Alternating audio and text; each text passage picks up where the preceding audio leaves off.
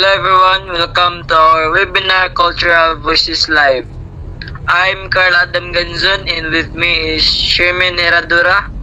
Today we'll talk about three amazing Filipino artists such as Federico Caballero, Uwang Ahadas, and Darhata Suabi. Hi everyone, this is because we keep our culture. Caballero tells epic stories. Uwang Ahadas plays traditional music, and Darhata Suabi weaves beautiful things. Their work shows us who the Patay Bukidnon, Yakan, Tausug people, and why preserving culture is important. Exactly. Today we will learn how their stories, music, and weaving teach us history, values, and traditions. Let's start with our first speaker. Hi everyone, I am Jamela Kibadin. Today I'm gonna talk about Federico Caballero. Federico Tuan Caballero was born in Nakalinog, Iloilo. He is known from his deaf love from the ancient Cogitadon epics, long old told in the Kenaraya language. These stories speak of the life, values, and tradition of his people.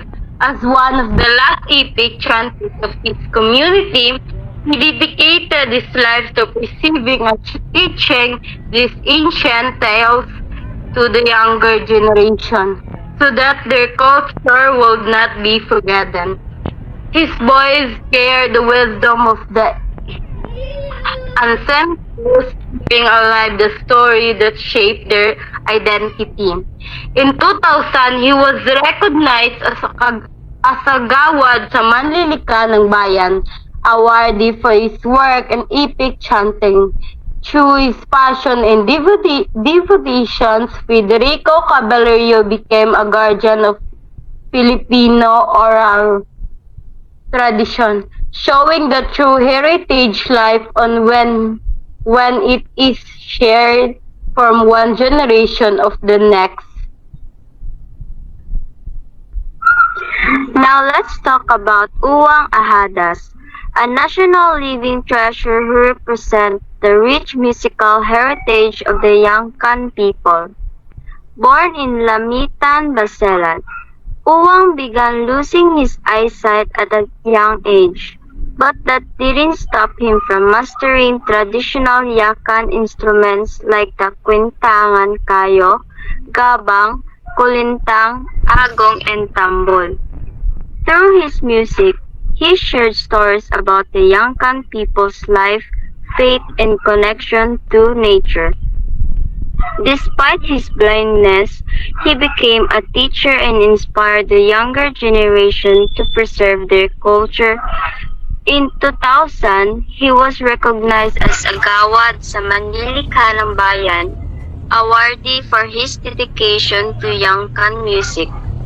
His story shows that passion and love for one's heritage can preserve culture and connect communities. Now let's talk about Darhata Suabi, the master weaver of Sulu. Darhata Suabi was a national living treasure known for her incredible skill in Pishabit weaving, a traditional Tausug headcloth from Sulu. Born in Parang Sulu, she devoted her life to preserving this intricate art, which uses bold geometric patterns and bright colors that reflect Tausug culture and identity. Despite facing hardships and even conflict in her hometown, Darhata never gave up on her craft. Weaving was not just her livelihood, it was her passion and a way to keep her culture alive. Each piece she made told a story of strength, resilience, and tradition. In 2004, she was honored as a gawad sa Manlilika ng Bayan, awardee for her dedication to preserving the art of Pishabit weaving.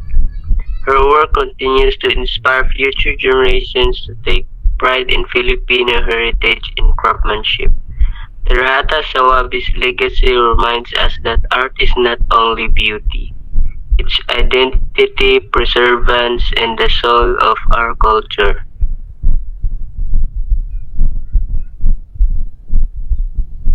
Thank you to all our speakers for sharing their insights.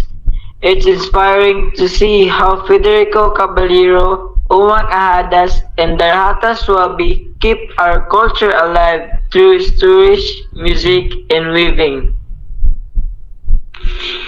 Yes, their work shows us culture isn't just in books. It lives in people, communities.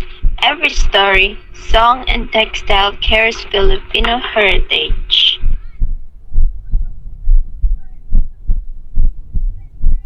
We hope today's discussion encourages everyone to learn more about our local artists and appreciate the traditions that shape our identity.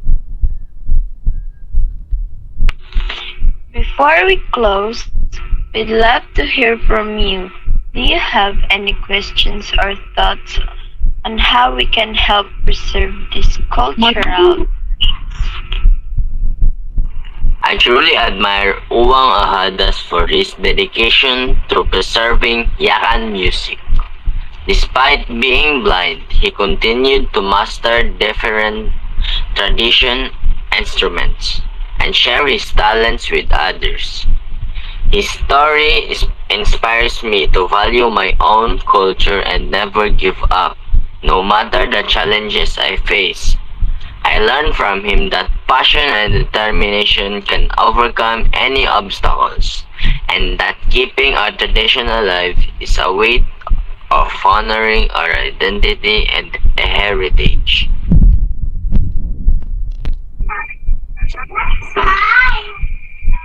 Good afternoon, everyone. I learned that Federico Caballero, Juan Hadas, and Darata and Sawabi and Al Gamaba, awardees who keep Filipino culture alive throughout in their unique art form, and they remind us to value your heritage and through storytelling, music, and weaving, and to take pride in your tradition that reflect your identify as Filipino.